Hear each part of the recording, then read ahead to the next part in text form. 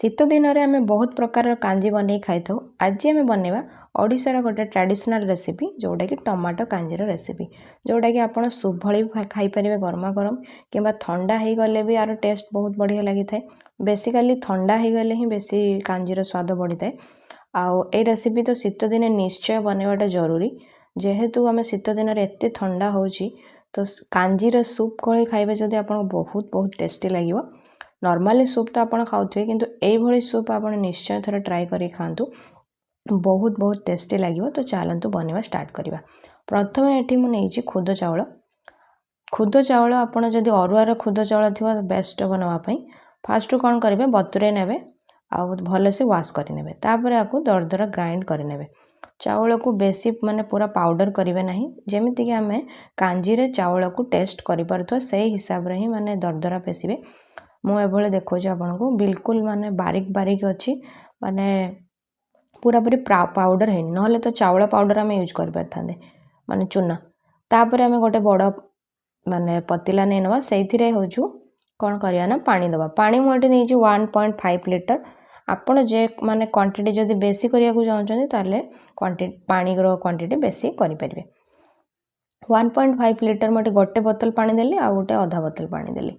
तापर पानी को कौन करेंगे हल्का टी गरम करेंगे। गरम पानी गरम होते होते आम ए देदेबा हल्दी पाउडर 1 टीस्पून लुण पकईदेवा स्वाद अनुसार। फास्ट मुझे लुण ऐड करुँची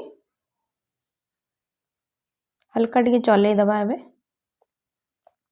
मिक्स कर सारा पर एबे आम कौन करवा ना ए जो परिवाटा आम ए यूज करवा जोटा कि माने बेसी सीझा को टाइम लगुतो ताको फास्ट ए देवा। फास्ट मुझे देवी परिवा मूला देवी मूला पाखापाखि 2टा मीडियम साइज रो ताको ये भाव भल से वाश करके काटी नहीं थे बड़ बड़ साइज रखिए तेल कांजी रे जेतु माने टेस्ट लगे मूलाटा ही मेन।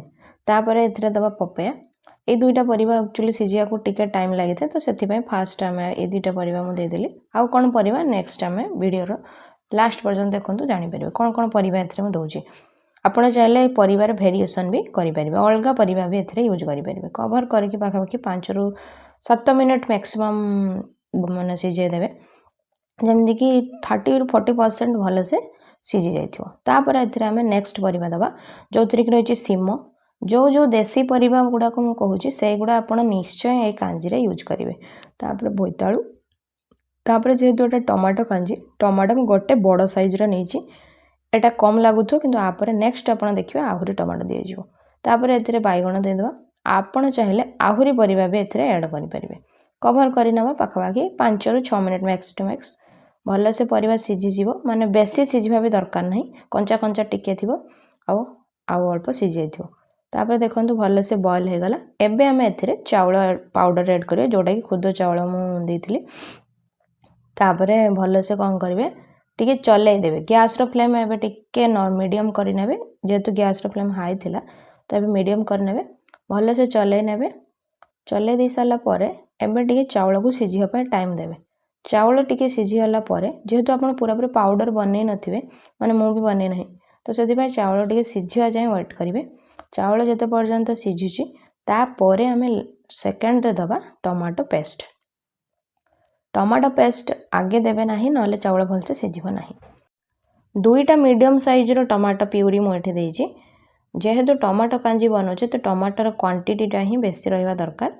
तापर मुझे किसी रसुण ऐड कर दूची गोटे मीडियम साइज रसुण को मुझे पूरा डायरेक्टली ऐड करदेली भल से सब जिनस को चलेबे टिके समय पर्यंत माने 2 ରୁ 3 मिनट पर्यंत एमती कंटिन्यूअसली टिके मिक्स कर चलिए देले कौन हम टमाटो प्यूरी और चाउल जो खुद चाउल पाउडर आम देते तार भल से मिक्स हो चाउल भी हल्का हल्का सीझी आसबनी। कांजी बनवा बहुत सहज माने किसी एते तामझाम नहीं खाली परिवा काटिबार अच्छी और पानी रे सीझेबार अच्छी। ए रेसिपी आप भात सहित खाइबे मस्त मस्त लगे आपको आप गरमा गरम सूप रे खाइबे ता भी बहुत बढ़िया लगे। जदि आप ओडिशा फूड को फास्ट टाइम देखुं सब्सक्राइब करने को जमा भी भूलु नहीं पाखे बेल आइकन को निश्चय प्रेस करूँ। तापर आम ए फुटीगला दबा आंबुल मो 2टा आंबुल को भलसे बतुरे देती देले कौन हम ना आंबुलर जो खटा पानी रे मिक्स होगी बहुत बहुत बढ़िया लगे तो से फास्ट मुझे बतुरे देती आप चाहिए खाली सेमती भी देपारे जदि खाली सेमती देवे खटाटा एते जना पड़िबनी तो से बतुरेकी देवाटा बेस्ट। तापर आपको मिक्स करदे एथिरे आमे आउ मसला गुंड दबा। मसला गुंडे मुझे दे दूँ लाल लंका गुंड पाउडर देदेबा 1 टीस्पून आ स्वाद अनुसार लुण एथिरे ऐड करदबा। फास्ट मु लुण देइथिली तो सेतिपे आपण स्वाद अनुसार ही लुण को टेस्ट करके ही दे परिवे। लास्ट नले टेस्ट करके स्वाद अनुसार लुण ऐड करि परिवे। आ किछि मसला एथिरे ऐड करिवार ही नाही। बस एबे मिक्स करदेवे। आमर कांजी पाखापाखि 80 ରୁ 90% रेडी हो गला। खाली लास्ट तड़काटा दिया देली यार टेस्ट पूरा पूरी फ्लेवरफुल हो। तड़का दबा निश्चय मैंडेटरी नहले बिल्कुल भी टेस्ट आसबा ना नहले लगे सीझा पानी रे माने सीझा परिवा खाइला टाइप रो। तो से तड़का दवाटा निश्चय जरूरी। एबे आमे कौन करिया हल्का टे बॉयल आसवा जो वेट करिया तापर साइड कर दवा। तापर तड़का देखो कौन दूची तड़का टे डिफरेंट कहीं एथिरे आमे तड़का निश्चय सरिष तेल रे देबे जोड़ा कि बहुत बहुत टेस्टी लगे। तेल हल्का गरम हो गला परे आमे एथिरे दे दो 1/2 टीस्पून फुटण। फुटण ही देबे एथिरे जीरा देबे नाही। तेलटा एक्चुअली गरम हो नथला तो मु फास्ट दे देली किंतु आपण बिल्कुल तेल गरम होला परे ही देबे फुटण। तापर आमे एथिरे दबा कटा होइतो रसुण नहले छेचा होइतो रसुण खूब सारा रसुण देबे। तापर एथिरे सुखिला लंका दुईटा दे देली। तापर एथिरे खूब सारा भुसंग पत्र बा कड़ी पत्ता दे देबे। तापर भल्ल से आकु चलेबे एमतिका पूरा बढ़िया से कड़क हो जिवो जेमती भुसंग पत्र। तापर गरमा गरम ही आकु आमे कांजी ऊपर दे देबा। भल्ल से गरम करने थे जेमती पूरा कांजी रे देले पूरा चाउ पूरी साउंड हो देखंतु। बस एबे हमर कांजी पूरा पूरी रेडी। लास्ट धनिया पत्र दे गार्निश करिवे आ भल्ल से आकु चले देबे एमतिका बहुत बहुत टेस्टी आ ठंडा हेले बेसी टेस्टी लगे। आ जदि आपण सूप हिसाब रे खाइबे तो गरमा गरम यार एंजॉय करि परिबे। और किभଳି लागला रेसिपी कमेंट सेक्शन में निहाती जणातु। जदि आपको रेसिपी बहुत बहुत भल लगता है तो निश्चय गोटे लाइक करेंगे। चैनल जदि फर्स्ट टाइम देखुं सब्सक्राइब करने को जमा भूलु ना। पाखरे दिवा बेल आइकन को निश्चय ऑल नोटिफिकेशन प्रेस करंतु आ जमा भी सब्सक्राइब करने को भूलु ना। देखा पुणी यही रेसिपी रे। तो धन्यवाद। जय जगन्नाथ।